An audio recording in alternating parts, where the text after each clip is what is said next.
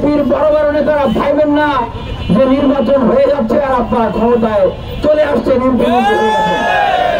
প্রশাসনের ভাইদের উদ্দেশ্যে বলবো, সচিব আমলাদের উদ্দেশ্যে বলবো, পুলিশ ভাইদের উদ্দেশ্যে বলবো, তাদেরও মাথা খারাপ হয়ে গেছে।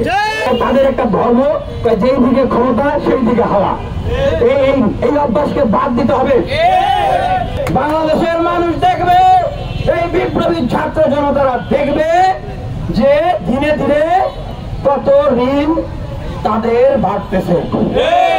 সংগ্রামী উপস্থিতি, ঘটনা ঘটেছে বুধবার, প্রতিবাদ নাই, কথা নাই, আলাপ নাই। এতদিন পরে আমরা জানলাম গতকালকে প্রতিবাদ। কেন আমাদের মিডিয়া ভাইদের গলা কি টিপে ধরা হয়েছিল? মিডিয়া ভাইরা আপনারা কোথায় ছিলেন?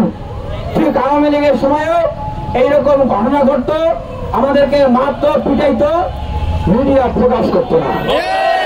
অভ্যুত্থানের সময় মিডিয়া ভাই, এনএসআই, আওয়ামী লীগের নেতারা বলে দিত মিডিয়া কি কি প্রকাশ করতে পারবে কি পারবে না। কিন্তু অভ্যুত্থানকে আটকাতে পেরেছে? পারে নাই। মিডিয়া কন্ট্রোল করাও ফ্যাসিবাদী আচরণের সবচেয়ে বড় একটা আচরণ। গতকালকে ছাত্ররা স্লোগান দিয়েছে, বুয়েটের ছাত্ররা স্লোগান দিয়েছে, বুয়েটের ছাত্ররা স্লোগান দিয়েছে।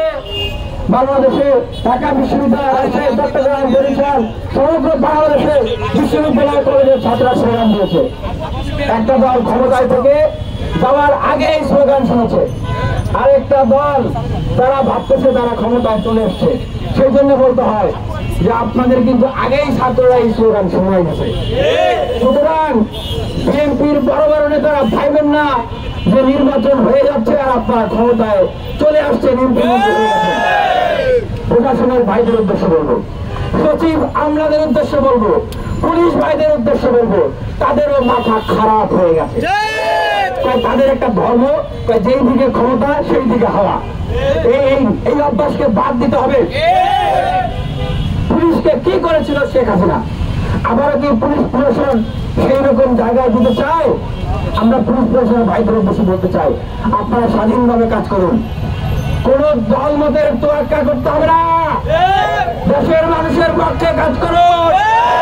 সচিব ভাইদের উদ্দেশ্যে বলবো, বয়স তো অনেক হয়েছে আপনাদের, 16, 17, 10, 12 বছর, 21, 20, 25 বছরের ছেলে মেয়েরা যদি দেশের জন্য জীবন দিতে পারে, আপনারা তো যুগ্ম সচিব, উপসচিব, বিসিএস ক্যাডার, ভালো সম্মানের জায়গায় গেছেন, আর কতদিন আপনারা বাঁচতে চান? আপনারা দেশের জন্য কাজ করেন, মানুষ আপনাদেরকে সম্মান করবে। দেশের জন্য কিছু করেন, এটা একটা সুযোগ। ইন্টারিম গভর্নমেন্টের সময় একটা সুযোগ। আমরা বিএনপির রাষ্ট্র সংস্কারের আমরা কমিটমেন্ট শুনেছি 31 দফা, শুনেন নাই? নির্বাচনের আগে তারা বলেছিল জাতীয় সরকার গঠন করবে।